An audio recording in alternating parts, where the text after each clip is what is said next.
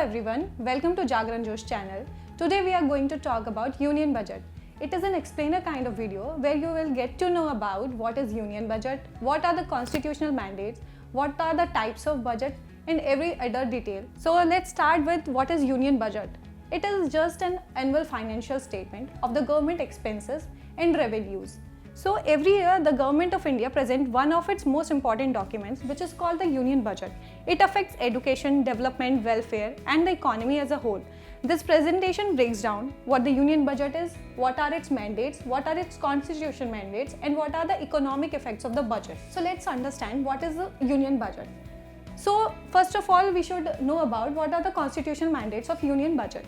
So Union Budget is officially known as the annual financial statement, which is presented in our constitution under Article 112, which makes it compulsory for the Union government to present the budget in Parliament every year.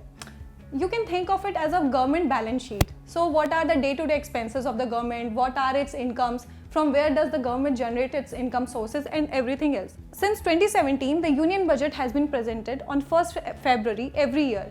Previously, it was presented in the last week of February. Now, first of all, let us understand what are the historic milestones in the Union Budget. First of all, the budget which was introduced in 1816 was the first budget. That is, it was introduced by James Wilson during British rule. This budget also introduced income tax to cover losses after the 1857 revolt. Next, we could understand like 1921, railway budget was separated. It was on the recommendation of the Ackworth Committee, which recommended to separate the railway budget from the general budget. Next, we come with the first budget of the independent India. It was introduced in 1947 by R.K. Shanmugam Shetty. He was India's first finance minister. Next, we come to the economic reforms budget, which was introduced during the finance ministership of Dr. Manmohan Singh in 1991. Next, the 2017 major reforms were like the railway budget, which was separated during 1921, got merged into the general budget in 2017. Next come to the 2021, which was the paperless budget. So who prepares the Union Budget? This is the main question, as to know who prepares the Union Budget. The Union Budget is prepared under the Department of Economic Affairs of Finance Ministry.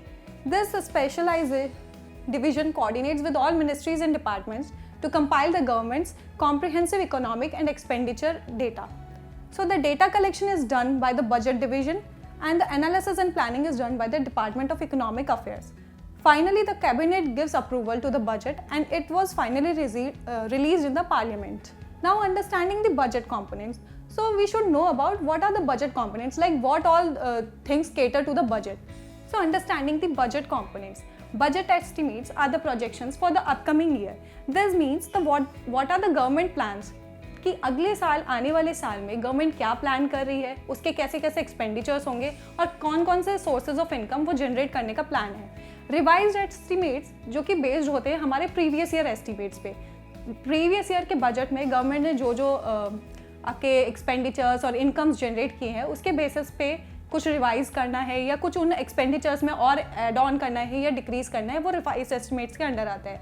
Provisional actuals are just the receipts and expenditures of the government for the financial year. Next are the types of budgets. Budget in India is divided basically into two types, that is the revenue budget and the capital budget. Revenue budget deals with the day-to-day income or administration of the government कि daily basis पे या फिर day to day administration को manage करने के लिए government कैसे अपना रेवेन्यू जनरेट करती है, कौन कौन से सोर्सेज है जिससे वो रेवेन्यू जनरेट करती है और बाकी का. सो फर्स्ट रेवेन्यू बजट में आता है हमारा रेवेन्यू रिसीट्स. रेवेन्यू रिसीट्स में भी हमारे आते हैं टैक्स और नॉन टैक्स इनकम सोर्सेज. कि टैक्स में हमें पता है कि इनकम टैक्स होगा, कॉर्पोरेशन टैक्स गवर्नमेंट लगाती है, तो वो हो जाते हैं हमारे टैक्स रेवेन्यू के sources. And non tax sources में होते हैं हमारे जो भी हमारे डिसइन्वेस्टमेंट्स गवर्नमेंट करती है, जो भी पब्लिक सेक्टर अंडरटेकिंग्स को गवर्नमेंट इक्विटी के थ्रू शेयर करती है, जो भी है वो सब हमारे नॉन टैक्स रेवेन्यू का पार्ट होता है. अब आता है रेवेन्यू एक्सपेंडिचर. रेवेन्यू एक्सपेंडिचर वो होते हैं, expenditure means the expenses of the government कि गवर्नमेंट कहाँ कहाँ एक्सपेंड कर रही है, तो वो हमारे होते हैं जो सैलरीज, गवर्नमेंट एम्प्लॉयज़ को सैलरीज देना, सब्सिडीज, पेंशन, ये सब हमारे रेवेन्यू एक्सपेंडिचर का पार्ट होता है. Second type of budget in India is the capital budget. Capital budget, as you know by the name capital, it means something that we are creating. Capital assets ho ya liabilities ho, whatever it is, it comes under the capital budget.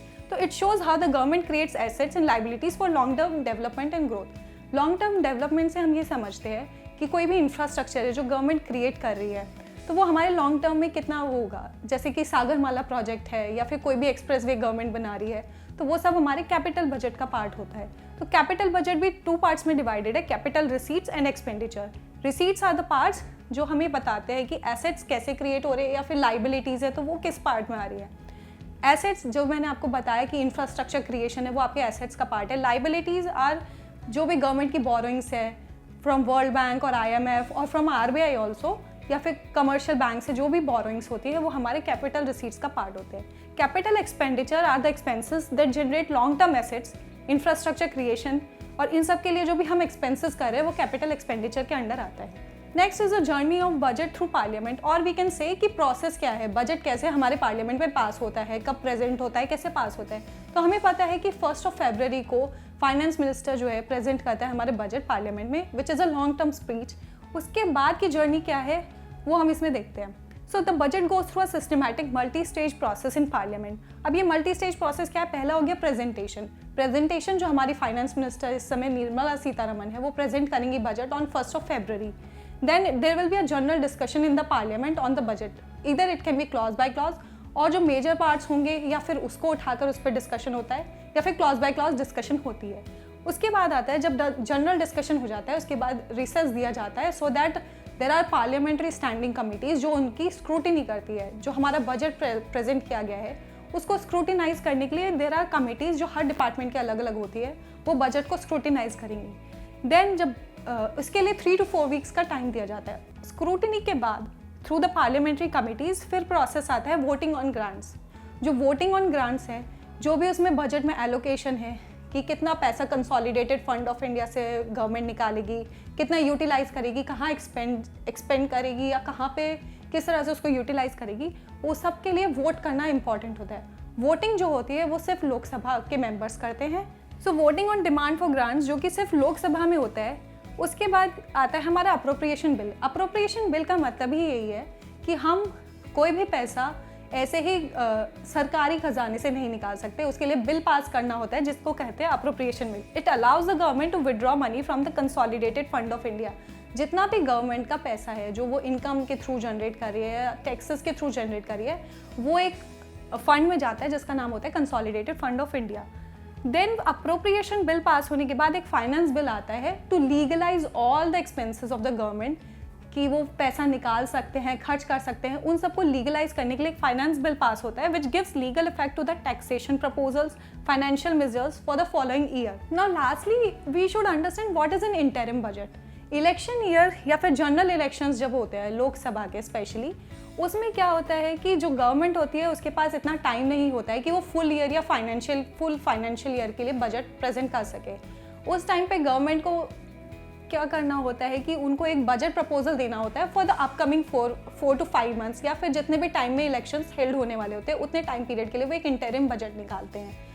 When the general elections are due in a particular year, the union government presents an interim budget instead of a full budget. This is a temporary financial plan. As we already said that it is an interim budget, that means it is temporary. तो government को पैसा जो withdraw करना है, जिसको हम बोलते हैं वोट ऑन अकाउंट्स, उसको लेने के लिए उसको इंटरिम बजट निकालना पड़ता है। So the interim budget covers essential expenditure for a few months until elections are held and a new government is formed. It avoids major policy changes or long-term commitments, allowing the incoming government to present its own comprehensive budget. तो एक बार जब interim budget pass हो जाता है तो government usual day to day expenses कर सकती है instead of full budget. Full budget new government आने के बाद ही रिलीज होता है, एंड उसमें जो न्यू गवर्नमेंट आती है या जो एग्जिस्टिंग गवर्नमेंट है अगर वही न्यू गवर्नमेंट बनाती है तो वो उसको एज इट इज भी रख सकते हैं या फिर उसमें एड ऑन्स कर सकती है। So an interim budget is also called a vote on account. It seeks parliament's approval for essential spending until the full budget is pass. So this was all about the union budget. It was kind of explainer video. We will come up with another videos on union budget as soon as the full budget is passed. And thank you, and comment for any queries.